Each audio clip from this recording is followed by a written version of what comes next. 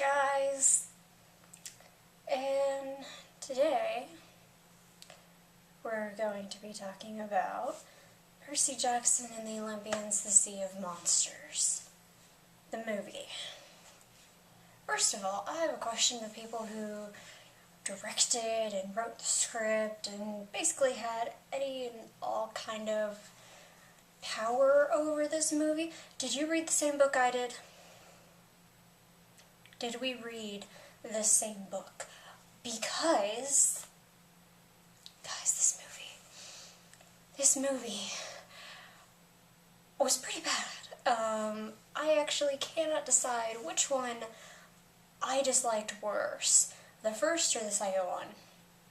So, because in my opinion, they're both pretty bad. And I can't believe this happened. Well, I mean, I can, considering the first one, but I just... Who in the world let that happen? I know Rick Riordan says he has absolutely nothing to do with any of the movies, so I can't blame him. Which I probably really wouldn't want to blame him anyway, but I'm fairly certain if he had actually been involved, this movie would not have been as bad as it was. As it is, I just want to throw the book at them and just be like, read it. Read it and realize where you went wrong, because this movie is absolutely horrible. I swear, I think the only good parts of that movie were Dionysus and Hermes. Like, not even J.K. was able to make Luke's character, like, the way he was supposed to be, and I love Luke. I do, so I was really disappointed with this. I'm like, what in the world are you doing? Just, oh my goodness. And just to be honest, like, I will actually start with the things that I liked about this movie, and it's actually been a couple of weeks, so here I am trying to remember all of it. It's not really gonna work all that well, I don't think. But anyway, so it would have to be Hermes, because it's Nathan Fillion, and he always throws in that Firefly joke. It was honestly kind of awesome. And then George and Martha. I loved George and Martha. They did good on that one, because if they were gonna put in George and Martha, I was going to be very, very sad and upset, because I'm like, you can't have Hermes without George and Martha. And Dionysus was pretty awesome. I still love that one line of, you know, the Christians have a guy who can do the opposite of that. There's a God. Yeah, that was so totally Dionysus. You guys just, that was beautiful. But yeah, and then there's the rest of the movie, and I actually liked Clarice. Like, the girl who they got to get, I totally forget her name, and I'm not gonna go look it up.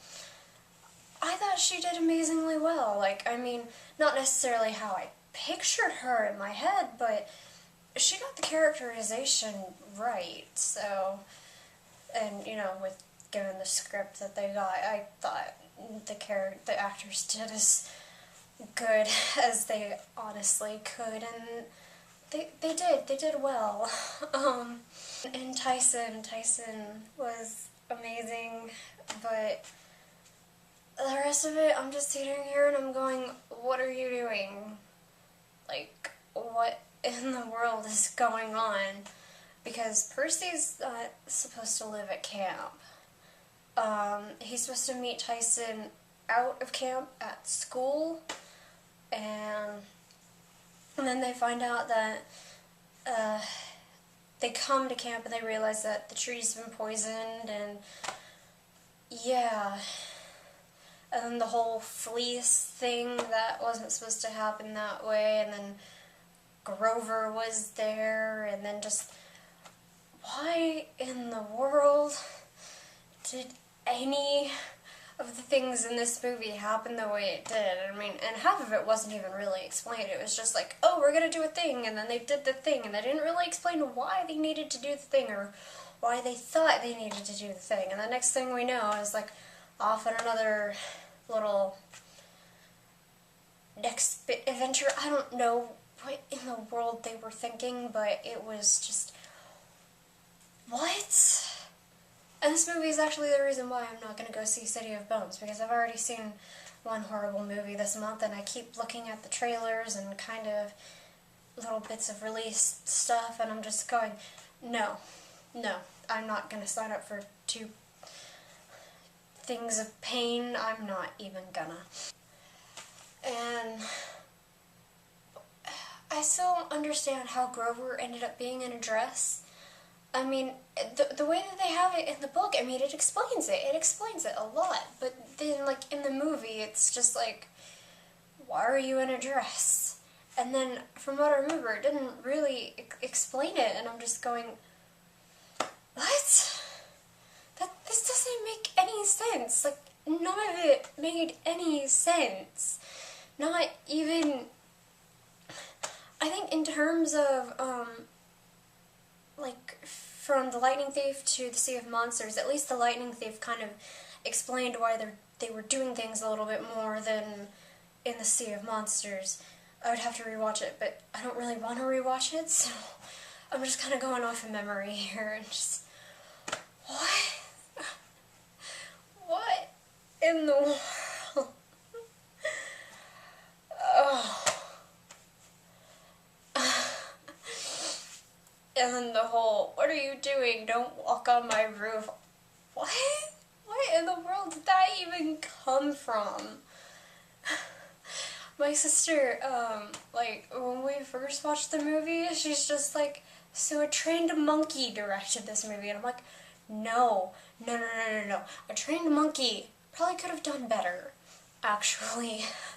So, I'm not sure they actually got a real person to direct the movie, so, because that was horrible, and I know I'm blaming the director, but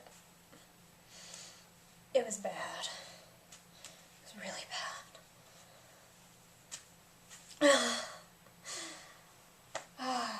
And then just don't even get me started on how they pronounced Thalia's name, because I've always, you know, thought it was pronounced Thalia. There's an H in there, and like even in the first movie, if you look at one of the deleted scenes, they pronounce it Thalia, and I don't even know about the audiobooks, but from what I know, everybody pronounces it Thalia. Why in the world were they pronouncing it like Talia or Talia or Talia? What? I don't even know what they were pronouncing it as anymore, but I just know I kept cringing every single time they said something, and I'm just like, no, that's not how you say her name. I kept twitching throughout the entire movie, and, actually, for the most part, my sister was, like, kind of cringing there with me, so we both pretty much thought it was horrible, and my mom, she's just like, none of that happened. There was no theme park that they had to go to. My thing is the scriptwriters read the first book, and they're like, oh, we didn't put a theme park in last time, let's put it in now, even though there's, like, no basis for it. There's no reason for it to be there, let's just put it in. Even though it's abandoned, because the last one was abandoned too, and then, you know, this makes a whole lot of sense. Honestly, I hope there's not any more movies, or at least no more movies with this set of cast members. Not that I don't like them. They're perfectly good, you know, actors, but it just, we need to wait for the copyright to run out, and then somebody, probably Disney, because Disney could probably make this good, and besides, Disney owns the publishing house that publishes the books to begin with, so they should realize how awesome it is. Just wait for the copyright to run out, and then somebody can swoop in and make better movies. I just hope we don't have to wait like 50 years. But anyway, so I don't really have any more thing to say, otherwise it's just going to be more complaining about this movie, and this movie was... Where in the world did they come up with any of this? Just because, oh, this is really bad. And I'm going to end this on a happy note, because this has been really depressing, and it makes me really, really upset every time I think about these movies, because they're horrible. So, awesome thing happened.